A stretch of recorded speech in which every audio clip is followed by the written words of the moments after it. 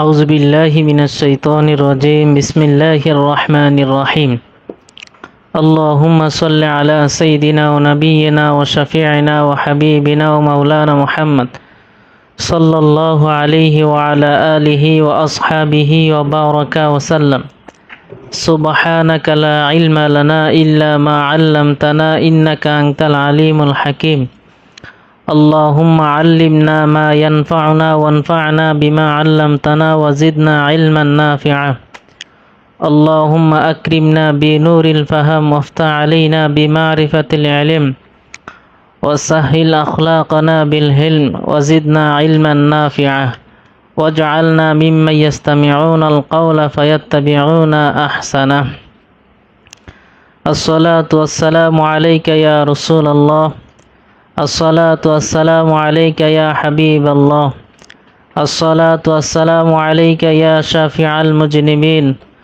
الصلاة والسلام عليك يا رحمة للعالمين بسم الله الرحمن الرحيم باب ما جاء في خاتم النبوة আজকে শামাইলে তিরমিজির নতুন একটা অধ্যায় বাবুন মা জাআ ফি খাতামিন নবুওয়া মোহরে নবুয়াত প্রসঙ্গে এই অধ্যায়। তো মোহরে নবুয়াত, তো এখানে এই যে ফি খাতামিন নবুয়াত, এই যে খাতাম শব্দটা, এই খাতাম শব্দের ব্যাখ্যাটা দুইভাবে করা যায়। একটা হচ্ছে খাতাম জবর দিয়ে পড়া, আর একটা হচ্ছে খাতিম তায়ের নিচে জের দিয়ে পড়া। তো মাদারিজুন নবুয়াতের মধ্যে এটার ব্যাখ্যাটা এভাবে করছেন যে যদি জবর দিয়ে পড়া হয় তাহলে তার অর্থ হয় হলো দুইটা। একটা হচ্ছে সিল মোহর, খাতামের একটা হলো সিল, আরেকটা অর্থ হচ্ছে আংটি। আর যদি জবর দিয়ে পড়া হয় তাহলে অর্থ হয় কি সমাপ্তকারী। তো কোনো একটা বস্তুর শেষ প্রান্তে এসে পৌঁছে ওই বস্তুটার যিনি পূর্ণতা সাধন করেন তাকে বলা হলো খাতিম। তো যদি জবর দিয়ে পড়ি তাহলে এই জায়গাতে আংটি নেওয়ার সুযোগ নাই, নিতে হবে খাতাম মানে হচ্ছে মোহর অথবা সিল মোহর যেটাকে বলে। আর যদি জের দিয়ে পড়েন খাতিম মানে হলো নবুয়াতের যিনি পরিসমাপ্তকারী তাকে বলা হলো খাতিম। আচ্ছা, মুস্তাদরাকে হাকিম, আল মুস্তাদরাক লিল হাকিম, ইমাম হাকিম রহিমাহুল্লাহ তার মুস্তাদরাক নামক কিতাবের মধ্যে একটা রেওয়ায়াত আনছেন, যেটা ওয়াহাব ইবনে মুনাব্বিহ রহিমাহুল্লাহ উনি এটা রেওয়ায়াত করছেন। সেটা হলো যে আল্লাহ পাক রব্বুল আলামিন এই পৃথিবীতে যত নবী প্রেরণ করছেন আল্লাহ রসুল পর্যন্ত প্রত্যেকের মধ্যে মোহরে নবুয়াত অর্থাৎ আলামাতুন নবুয়াত, নবুয়াতের যে একটা সিল আলামত, এটা তাদের শরীরের মধ্যে ছিল। তো সেখানে উনি লিখছেন যে আল্লাহ রসুল ছাড়া অন্যান্য যে সমস্ত নবীরা আগমন করছেন প্রত্যেকের নবুয়াতের যে সিলটা সেটা ছিল তাদের ডান হাতে, আর কাঁধ থেকে হাতে আঙ্গুলের অগ্রভাগ পর্যন্ত ডান হাতের যে কোনো জায়গায়। তো কোনো কোনো রেওয়ায়তের মধ্যে আছে অন্যান্য নবীদের যে মোহরটা আলামত নবুয়াত এটা ছিল ডান হাতে। ডান হাতে কেউ কেউ বলছেন ডান হাতের যে তালু আছে তালুর মধ্যে সে আলামত নবুয়াতটা ছিল। শুধুমাত্র আল্লাহ রসুল ব্যতিক্রম ছিলেন। আল্লাহ পাক রব্বুল আলামিন রসুল আকরাম সাল্লাল্লাহু আলাইহি সাল্লামকে এই যে আলামত নবুয়াত, নবুয়াতের যে মোহর এটা দিয়েছেন একদম আমাদের যেই বাম স্তনের যে দুই আঙ্গুল নিচে কলব, এই কলবের ঠিক বরাবর পিছনে। এটা হলো আল্লাহ হাবিব সাল্লাল্লাহু আলাইহি সাল্লামের একটা বিশেষণ, এটা বিশেষভাবে আল্লাহ তাআলা তাকে দিয়েছেন। তো এখন আল্লাহ তাআলা নবীদেরকে মোহরে নবুয়াত বা আলামতুন নবুয়াত এটা কেন দিয়েছেন? এটার কারণ হলো আল্লাহ পাকের পক্ষ থেকে নবীরা হচ্ছেন বিশেষভাবে কিছু আল্লাহ তাআলার পক্ষ থেকে বাছাইকৃত কিছু মানুষ, কিছু নবী যাদেরকে আল্লাহ তাআলা বিশেষভাবে সমস্ত গুনাহ থেকে হেফাজত করেছেন। তো শয়তান যেন নবীদেরকে ওয়াসওয়াসা দিতে না পারে, এই জন্য আল্লাহ পাক রব্বুল আলামিন তাদেরকে বিশেষভাবে একটা নবুয়তের আলামত স্বরূপ আলামাতুন নবুয়াত, মোহরে নবুয়াত দান করেছেন। এগুলো একটা বিষয়। আরেকটা হলো নবীরা, ওনারা যে নবুয়াত নিয়ে আল্লাহ তাআলার পক্ষ থেকে আসছেন, যখন তারা উম্মতের কাছে নবুয়াতের দাওয়াত পৌঁছাইতে যাবেন, আল্লাহ তাআলার দিন প্রচার করতে যাবেন, তখন যদি কেউ প্রশ্ন করে যে আপনি যে নবী, তার প্রমাণ কি, তখন যেন তারা দেখাইতে পারেন যে এলো আমি যে নবী হিসেবে প্রেরিত হয়েছি, এগুলো আমার নবুয়াতের একটা আলামত। এই জন্য আল্লাহ পাক রব্বুল আলামিন তাদেরকে বিশেষভাবে নবুয়াত দান করেছেন, নবুয়াতের আলামত দান করেছেন। আচ্ছা, আরেকটা বিষয় হলো যে আল্লাহ রসুলকেও তো আলামত নবুয়াত দান করছেন, সবাইকেই দান করেছেন। বিশেষভাবে রসুল্লাহ সাল্লাল্লাহু আলাইহি সাল্লামকে দান করেছেন খাতমে নবুয়াত অথবা মোহরে নবুয়াত, যেটা তার হুজুরের দুই কাঁধের পিঠ মোবারকে ছিল। তো যেহেতু এই জায়গায় আমাদের আলোচনা হচ্ছে রসুল আকরাম সাল্লাল্লাহু আলাইহি সাল্লাম মোহরে নবুয়াত নিয়ে, আমরা বিশেষভাবে এখানে এটা নিয়ে আলোচনা করব। এখন কথা হলো, রসুলকে আল্লাহ তাআলা যে মোহরে নবুয়াতটা দান করেছেন, এটা ছিল কোথায়? এই ব্যাপারে তিনটা মত পাওয়া যায়। একটা মত হচ্ছে যে একদম দুই কাঁধের মধ্যবর্তী জায়গায় পিঠে ছিল, পিঠের একদম দুই কাঁধের একদম মাঝ বরাবর পিঠে, এলো একটা রেওয়ায়ত। আরেকটা হচ্ছে যে আল্লাহর হাবিবের দুই কাঁধের মধ্যবর্তী কিছুটা ডান দিকে ছিল।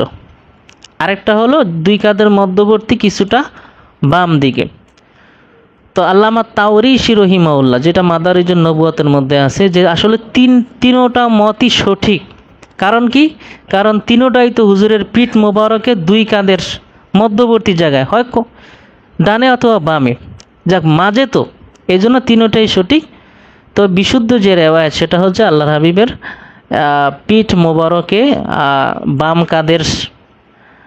বাম কাঁধের একদম কিছুটা নিকটবর্তী, অর্থাৎ বাম দুধের স্তনের যে দুই আঙ্গুল নিচে যে কল্প বরাবর একদম পিছনে আল্লাহর হাবিবের এই মোহরে নবুয়াতটা ছিল।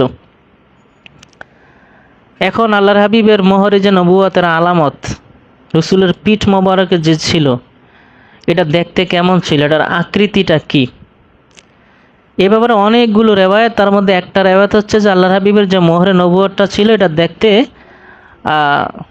কবুতরের ডিমের মতো দেখতে। কবুতরের ডিমের আকৃতিটা বা সাইজটা যেমন দেখতে যেরকম ওই রকম। কেউ কেউ বলছেন জিরুল হাজালা, একটা তয়রাতুন সগীরা, ছোট্ট একটা পাখির ডিমের মতো, যেটা আরবে পরিচিত এক ধরনের পাখি।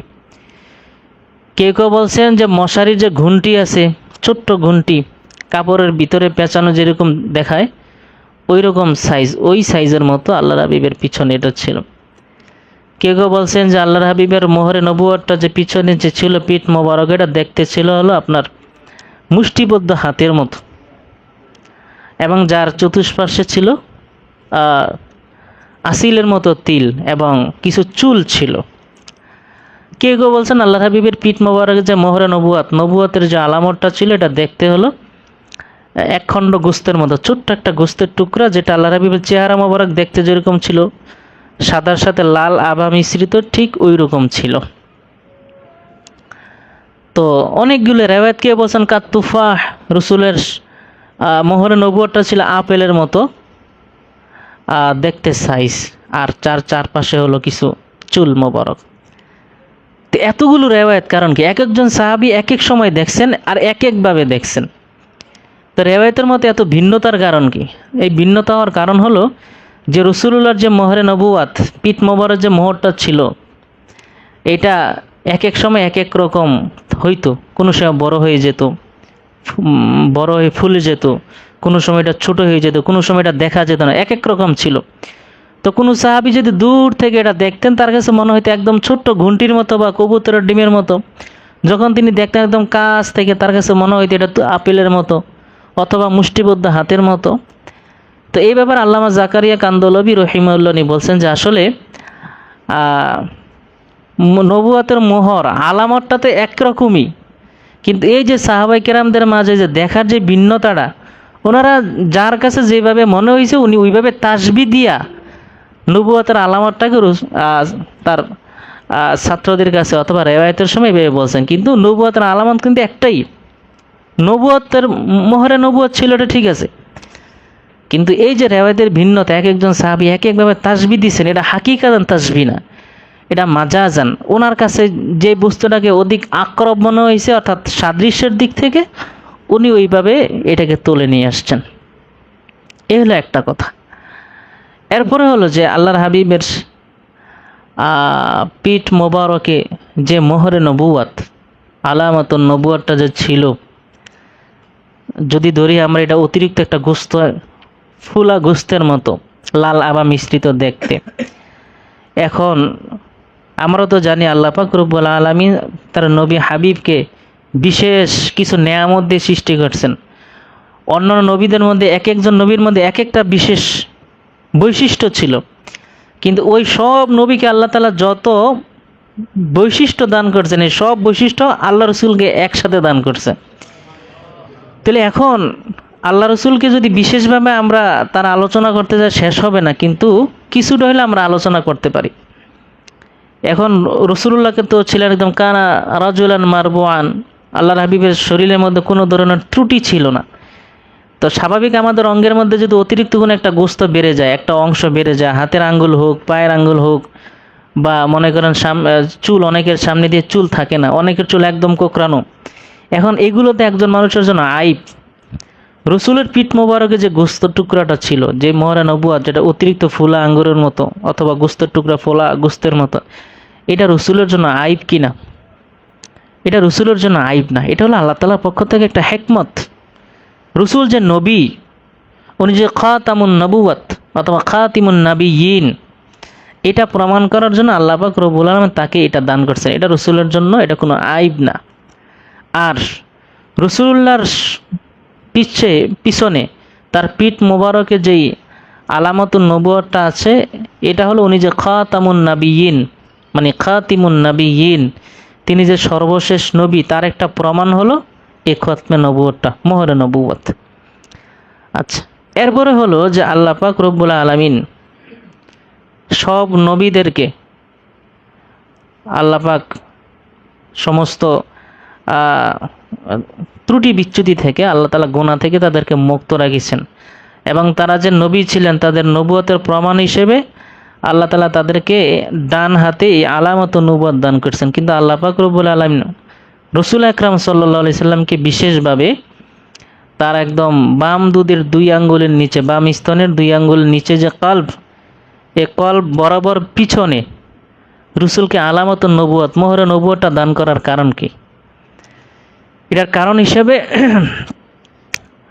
ওমর বিন আব্দুল আজিজ রহিমাহুল্লাহ, উনি ওনার একটা বিশুদ্ধ রেওয়ায়াত, যেটা একদম সানাদে কবি ভাবে পাওয়া যায়, যে উনি আল্লাহ পাক রব্বুল আলামিনের কাছে দোয়া করছিলেন যে আল্লাহ তাআলা রসুল আকরাম সাল্লাল্লাহু আলাইহি সাল্লামকে এই বাম স্তনের 2 আঙ্গুলের নিচ বরাবর পিছনে এই মোহরে নবুয়তটাকে কেন দিলেন? ওই জায়গা ছাড়া অন্য জায়গাতে দিতে পারতেন। তিনি দীর্ঘদিন যাবৎ পর্যন্ত এটা নিয়ে গবেষণা করতেছিলেন এবং আল্লাহর কাছে দোয়া করতেছিলেন যে আল্লাহ তাআলা যদি এটার একটা আলামত আমাকে দেখাইতেন যে এটা কেন দেওয়া হইল। তো উনি 3 বছর পর্যন্ত আল্লাহ তাআলার কাছে দোয়া করলেন। দোয়া করার পরে একদা উনি স্বপ্ন দেখলেন, যে স্বপ্নের মধ্যে উনি দেখতেছেন একটা দেহ তার সামনে আকৃতি ভাসতেছে, এবং এটা দেখতে কাঁচের মতো, যার ভিতরে এবং বাহির পুরোটা দেখা যায়। তাহলে মনে করেন যে একটা মানুষের দেহটা যদি কাঁচের মতো হয়, তাহলে তার কলব যেখানে আছে ওইটা কিন্তু স্পষ্ট দেখা যাইতেছে, যে তার কলবটা অথবা বাম স্তনের 2 আঙ্গুলের নিচে কোথায় আছে দেখা যাবে। স্বাভাবিক এখন তা আলট্রা করলে বা তারপর হলো আপনার এই অন্যান্য যে সমস্ত পরীক্ষা নিরীক্ষাগুলো আছে, এগুলো করলে কিন্তু ভিতরে যা আছে, কোন জায়গায় কিডনি, কোন জায়গায় হার্ট, বা কোন জায়গায় কলিজা, এগুলো সব দেখা যায়। তো উনি দেখতেছেন যে একটা দেহ তার সামনে আকৃতিটা ভাসতেছে, এবং তার ভিতরে এবং বাইরে সব কিছু দেখা যাচ্ছে। এর কিছুক্ষণ পরে উনি দেখলেন যে ওই যে দেহটার পিছনে ব্যাঙের আকৃতিতে শয়তান আসছে, এসে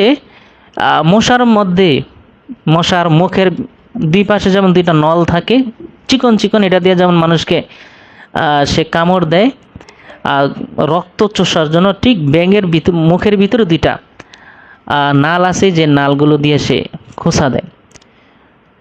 তো ওমর বিন আব্দুল আজিজ রহিমাহুল্লাহ দেখতে পেলেন যে শয়তান ব্যাঙের আকৃতিতে এসে সে ওই যে একদম ঠিক বাম স্তনের দুই আঙ্গুলের নিচে যে কলব থাকে ওই কলবটাকে সে পিছন দিক থেকে ঠিক বরাবর পিছন দিক থেকে সেই কলবের উপরে খোসা দেয়।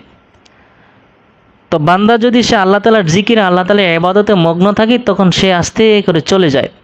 আবার যখন সে গাফিল হয়ে যায় তখনই সে এই ওয়াসওয়াসা দিতে থাকে।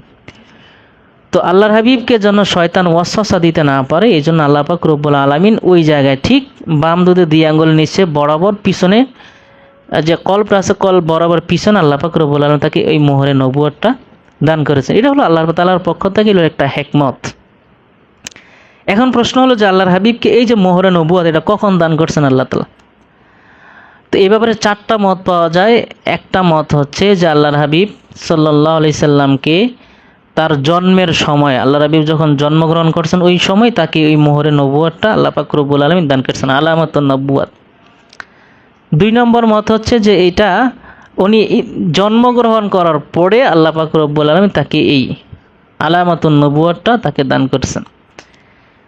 তৃতীয় নম্বর যে মতেটা সেটা হলো সাক্ষ্যে সদর মা হালিমাতুস সাদিয়া রাদিয়াল্লাহু তাআলা আনহার মানে আশ্রয়ে যখন রাসূল আশ্রিত ছিলেন, লালিত পালিত হচ্ছিলেন, ওই সময় যখন তার সিনা চাক হয় ওই সময় আল্লাহ পাক রব্বুল আলামিন এই মোহরে নবুয়ত আলামাতুন নবুয়তটা দান করছেন।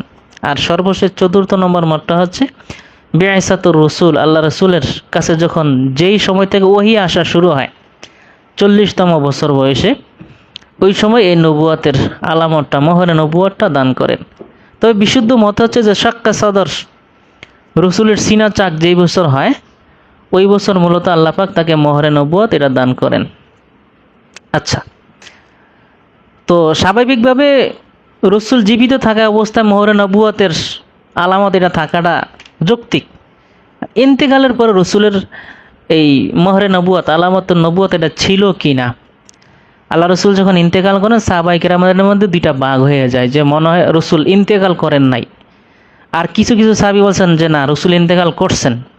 তো এই যে একটা বাদানুবাদ, তখন আসমা বিনতু উমাইস রাদিয়াল্লাহু তাআলা আনহা, যিনি হচ্ছেন আলী রাদিয়াল্লাহু তাআলা আনহার স্ত্রী ছিলেন, আলী রাদিয়াল্লাহু তাআলা আনহুর, তো তিনি আল্লাহর হাবিবের যে মোহরে নবুয়ত যে জায়গাটায় পিঠে হাত দিয়ে দেখলেন যে আলামাতুন নবুয়তটা নাই, তখন উনি বুঝতে পারলেন যে যেহেতু নাই আর একজন ব্যক্তি রসুল ইন্তেকাল করার পরে না থাকা এটাই স্বাভাবিক বিষয়। তো যখন উনি হাত দিয়ে দেখলেন যে আলামাতুন নবুয়তটা নাই তখন উনি বুঝতে পারলেন যে আল্লাহর হাবিব দুনিয়া থেকে বিদায় নিয়েছেন, উনি আর দুনিয়াতে নাই। এবং সাহাবায়ে কেরামরা যখন এটা শুনলেন তখন বিশ্বাস করলেন যে না আল্লাহর হাবিব দুনিয়াতে নাই, কারণ রসুল ইন্তেকাল করছেন, এরপরে আর আলামাতুন নবুয়তের প্রয়োজন নয়। আর এখন এই যে নবুয়তটা নাই, আলামাতুন নবুয়ত মোহরে নবুয়ত এটা নাই কেন? এটা আল্লাহ তাআলার হিকমত, আল্লাহ তাআলা চাইছেন দিছেন, আল্লাহ তাআলা চান নাই এখন উঠাইয়া নিছেন। আচ্ছা, এরপরে হলো যখন আমরা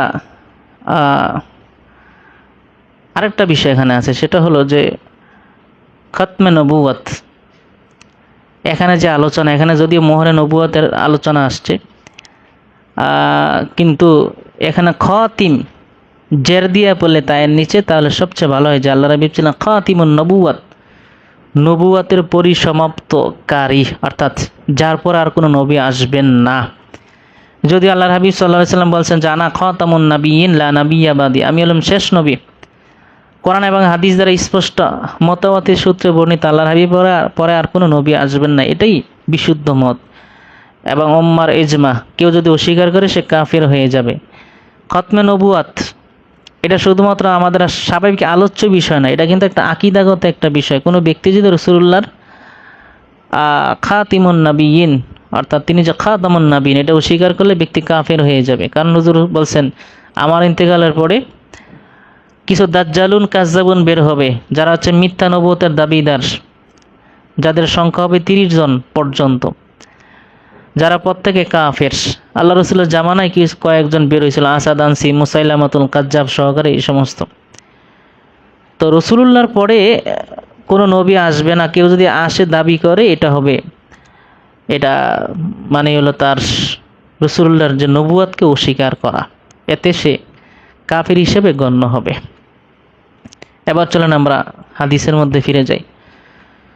বিসমিল্লাহির রহমানির রহিম।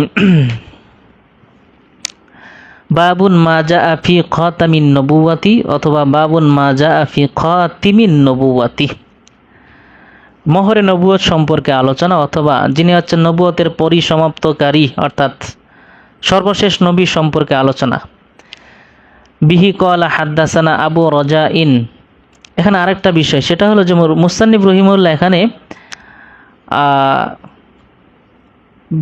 বিশেষভাবে আলাদাভাবে এই অধ্যায়টা আনার কারণ কি, বা উনি কি প্রয়োজনে এই অধ্যায়টা আলাদা আনছেন। এখানে দুইটা বিষয়, একটা হলো যে খতমে নবুয়াত অথবা মোহরে নবুয়াতের গুরুত্ব বোঝানোর জন্য উনি বিশেষভাবে এখানে এই অধ্যায়টা নিয়ে আসছেন। আর আরেকটা হলো যে মোহরে নবুয়াত আলামাতুন নবুয়াত, যেটা রাসূল আকরাম সাল্লাল্লাহু আলাইহি সাল্লামের দুই কাঁধের মাঝামাঝি পিছনে বাম কাঁধের বাম দিকে কিছুটা কাছাকাছি ওই জায়গায় দেওয়া হয়েছে। তো এটা বিশেষ একটা অঙ্গ, অতিরিক্ত। তো এটা যেহেতু একজন মানুষের স্বাভাবিক গঠন আকৃতি, যেটা গঠন প্রকৃতি আকৃতির বিপরীত একটা বিষয়, এই জন্য উনি চাইছেন যে এটা আসলে খতমে নবুয়াত, এই আলামতুন নবুয়াতের বিষয়টা আলাদা আলোচনা এনে এটার প্রয়োজন গুরুত্ব বোঝানোর জন্য, এই জন্য উনি আনছেন।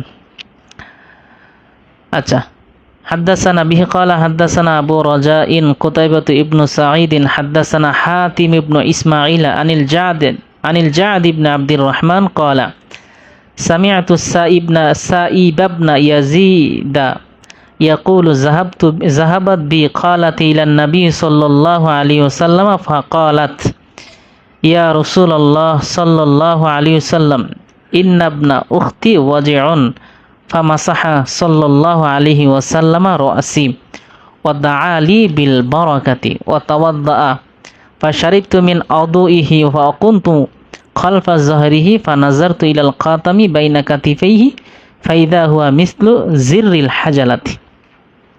সাঈব ইবনে ইয়াজিদ রাদিয়াল্লাহু তাআলা আনহু থেকে এই হাদিসটা বর্ণিত একজন বিখ্যাত সাহাবী ছিলেন। তো উনি বলতেছেন যাহাবাত বি খালাতি ইলান নবী সাল্লাল্লাহু আলাইহি সাল্লাম, আমার খালা আমাকে নিয়ে গেলেন আল্লাহর হাবিব সাল্লাল্লাহু আলাইহি সাল্লামের কাছে। ফাকালাত, এবং তিনি বললেন যে ইয়া রাসূলুল্লাহ সাল্লাল্লাহু আলাইহি সাল্লাম, যে ইন্না ইবনা উখতি ওয়াজিউন, যে এই যে আমার ভাইয়ের বেটা বোনের ছেলে, সে ওয়াজিউন একটু ব্যথা পেয়েছে, মানে অসুস্থ। স্বাভাবিক ওয়াজিউন বললে অসুস্থতা বোঝায়, এটা যে কোনো ধরনের অসুস্থতা হইতে পারে। তা আমার এই বোনের ছেলে ভগ্নিপতি, সে অসুস্থ। ফামাসাহা, তখন আল্লাহর হাবিব এই কথা শুনে ফামাসাহা সাল্লাল্লাহু আলাইহি ওয়াসাল্লামা রাসি, আল্লাহর হাবিব সাল্লাল্লাহু আলাইহি সাল্লামের মাথা মোবারকে তিনি একটু হাত বুলিয়ে দিলেন, মাসে করলেন। ওয়া দাআ আলী বিল বারাকাতি, এবং তিনি আমার জন্য বরকতের দোয়া করলেন। আচ্ছা, এবার দেখেন যে বললেন যে ইন্না ইবনা উখতি ওয়াজিউন, আমার বোনের ছেলে অসুস্থ। ওয়াজিউনের শাব্দিক অর্থ হলো অসুস্থ বোঝায়। বুখারী শরীফের হাদিসের মধ্যে আসছে, ওখানে ওয়াজিউন মানে ওয়াজিউন দ্বারা ওয়াজিউন না কফ দিয়ে দাও, ওয়াকিউন কফ জিমের জায়গায় কফ, ওয়াকিউন বললে বুঝায় হলো পায়ের তলায় ব্যথা পাওয়া। তো এখানে হলো ওয়াজিউন মানে স্বাভাবিক অসুস্থতা, আর ওয়াকিউন মানে কি পায়ের তলায় ব্যথা। এখন যদি ব্যথা পায়ের তলা হয়, তাহলে ইয়া তো ছিল যে পায়ের মধ্যে মাসে করা, মাথা মাসে করবে কেন, মাথার মধ্যে হাত দিয়ে দোয়া করবে কেন বরকতের জন্য। তো এই জন্য ইবনে হাজার আসকালানি রহিমাহুল্লাহ উনি ওনার ব্যাখ্যা গ্রন্থে ওয়াকিউনের জায়গায় উনি সরাসরি ওয়াকিউন না দিয়ে উনি ফেল নিয়ে আসেন। ওয়াকার অর্থ কি হয়? পড়ে যাওয়া। আর ওয়াকিউন শব্দের অর্থ কি হয়? পায়ের তলায় ব্যথা পাওয়া। আর যদি ইয়াকাউ জবর দিয়ে হয়, মানে ইয়া দিয়ে ফেল দিয়ে, তখন অর্থ হইল পড়ে যাওয়া। তো পরে গিয়ে যদি ব্যথা পান, তাহলে এটা যে কোনো জায়গায় ব্যথা হইতে পারে, পায়ে, তারপর যে শরীরের যে কোনো অঙ্গে উনি পরে গিয়ে ব্যথা পেয়ে ওনার শরীরটা একটু আসর লেগে যায়, উনি ব্যথা পান। তো এখন রসুল মাথা মাসে করবেন কেন?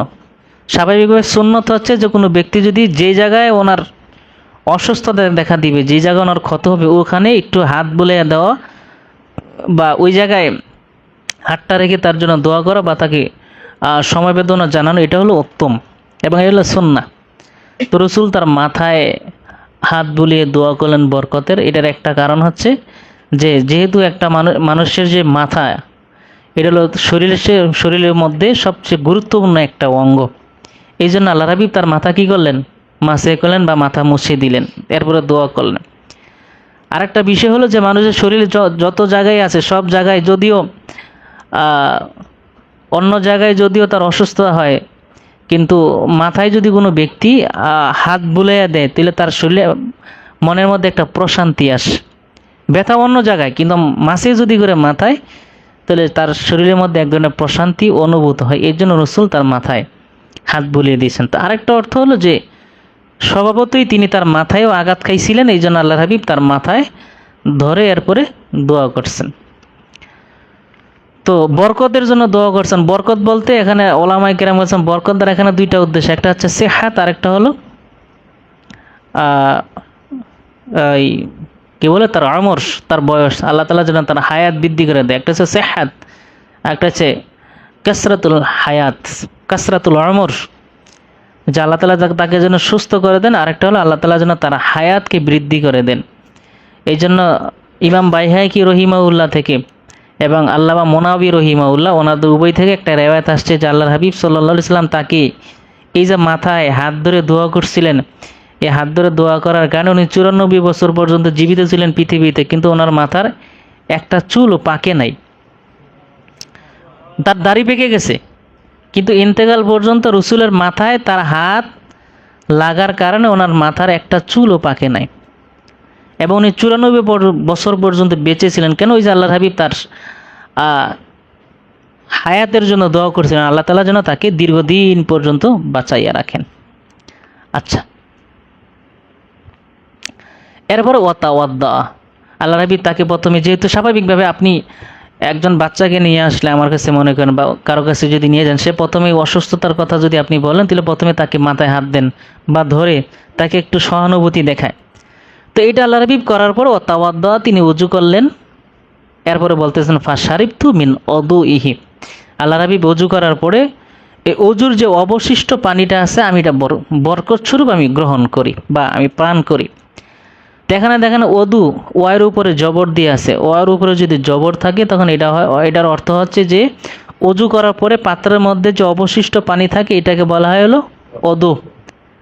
তো ইমাম শাফি রহিমাহুল্লাহ এই হাদিস দ্বারা দলিল নিয়েছেন, যেহেতু উনি সাইব ইবনে ইয়াজিদ রাদিয়াল্লাহু তাআলা আনহু রসুলের পানি পান করছেন, অজুর পানি, উনি বুঝাতে চাচ্ছেন যে রসুল অজু করার সময় যে পানিগুলো নিচে পড়ে যায় শরীর থেকে, এটা তো মুস্তামাল পানি বলে। তো শাফি মাযহাবের কথা হলো যে এখানে এটা দ্বারা উদ্দেশ্য হলো যে মুস্তামাল পানি, এবং এই হাদিস দ্বারা দলিল নিয়েছেন যে মুস্তামাল পানি ব্যবহার করা জায়েজ, মানে এটা দ্বারা অজু গোসল করলেও সমস্যা না, জায়েজ আছে। কিন্তু অধিকাংশ লোগাবি যারা ভাষাবি তারা বলছেন অজু শব্দের অর্থ জবর দিয়ে বলে অর্থ হচ্ছে অজু করার পর অবশিষ্ট যে পানিটা থাকে এটাকে বলা হয় অদু। এর তাহলে আমাদের মাযহাবে এটা দ্বারা উদ্দেশ্য হলো কি, অজু করার পরে অবশিষ্ট যে পানি থাকে ওই পানি আমি পান করেছি। আর 2 নম্বর কথা হলো যে রসুল তো ছিলেন বিশেষ একজন নবী, রসুলুল্লাহর সাথে তো অন্য কারো তুলনা হয় না। এই জন্য সাহাবায়ে কেরামরা ছিলেন এমন, যিনি রসুলুল্লাহ সাল্লাল্লাহু আলাইহি সাল্লামের ব্যবহৃত জিনিসপত্র খাওয়ার জন্য, ব্যবহার করার জন্য উদ্গ্রীব হয়ে থাকতেন। আমরা পিছনে বলছিলাম যে আসমা রাদিয়াল্লাহু তাআলা আনহা, উম্মে সালামা রাদিয়াল্লাহু তাআলা আনহা, তার কাছে আল্লাহর হাবিবের একটা চুল মোবারক ছিল, উনি মদিনায় অবস্থান করতেন, উনি বরকত স্বরূপ এটা রেখে দিয়েছিলেন। উনি জীবিতকালীন সময় পর্যন্ত যতদিন বেঁচে ছিলেন, কোনো মানুষ যদি অসুস্থ হইতো উনি এই চুল মোবারক পানির মধ্যে মিশিয়ে ওনাকে বরকত স্বরূপ খাওয়াই দিতেন, উনি সুস্থ হয়ে যেত। এজন্য কেউ অসুস্থ হলে রসুল্লাহর এই চুল মোবারক খাওয়াই দিলে তারা অসুস্থ হয়ে যেতেন। তো আল্লাহর হাবিবের ব্যবহৃত যত কিছু আছে, চুল থেকে শুরু করে তার অন্যান্য যে সমস্ত বস্তু, রসুল্লাহর পোশাক সহকারে, সাহাবায়ে কেরাম এটাকে বরকত স্বরূপ গ্রহণ করতেন এবং এটাকে বরকত স্বরূপ রেখে দিতেন। তো সাহাবায়ে কেরামদের মধ্যে এমন মানে ছিল যে রসুল অজুর পানি মাটিতে পড়ার আগে ওনাদের হাত মোবারক রসুল্লাহর অঙ্গের নিচে থাকতো, যাতে করে পানিটা নিচে না পড়ে, বরকত স্বরূপ ওনারা খাইতেন, এটাকে ওনারা শরীরের মধ্যে মাখতেন। রসুল তার থুতু মোবারক মাটিতে ফেলার আগেই সাহাবায়ে কেরামরা এগুলা নিয়ে তারা বক্ষণ করতেন, মুখে চোখে এগুলা লাগাইতেন বরকত স্বরূপ। তো এই জন্য সাইব ইবনে ইয়াজিদ যদি এটা করে থাকেন, হ্যাঁ, যদি এটা রসুলের যেই ব্যবহৃত যে অজুর পানিগুলো আছে মুস্তামাল পানি, এটাও যদি খান সমস্যা নাই। আমাদের হানাফি মাযহাবে মুস্তামাল পানি এটা তহের পবিত্র, কিন্তু এটা মুস্তামাল হয়ে যাওয়ার কারণে এটার দ্বারা কিন্তু ওযু গোসল করা আমাদের মাযহাবে জায়েজ না। এটা মুতাহহির না, কিন্তু এটা তহের। মুস্তামাল পানি এটা তহের, এটা পবিত্র। আচ্ছা, এরপরে বলতেছেন ওয়াকুম তু খলফা জহরি, এরপর আমি তার পিছনে একটু দাঁড়ালাম, দাঁড়ানোর পরে দেখলাম যে ফানাজার তো ইলাল খাতামি বাইনা কাতিফাইহি, এরপরে আমি প্রত্যক্ষ করলাম আল্লাহর হাবিবের দুই কাঁধের মাঝখানে যেই মোহরে নবুয়তটা আছে ওই দিকে আমি একটু নজর দিলাম। দেখতে পেলাম আল্লাহর হাবিবের যে মোহরে নবুয়তটা হচ্ছে ফাইজা হুয়া মিসলু জিররিল হাজালাতি, অর্থাৎ হাজালা, জিরুল হাজালা একটা তয়রে সগির, আরবের ছোট্ট একটা পাখির যে ডিম আছে ওই ডিমের মতো দেখতে। জির, জির মানে হচ্ছে ঘুন্টি অথবা বুতাম, বুতামের সাইজটা দেখতে যেরকম অথবা ঘুন্টি দেখতে যেরকম ঠিক ওই রকম দেখতে। তো মোল্লা আলী কারি রহিমুল্লাহ হাদিসের ব্যাখ্যায় জিরুল হাজালার ব্যাখ্যাটা করছেন হলো কবুতরের ডিমের মতো, যে আল্লাহর হাবিবের যেই মোহরে নবুয়তটা যে ছিল এটা ছিল কবুতরের ডিমের মতো দেখতে।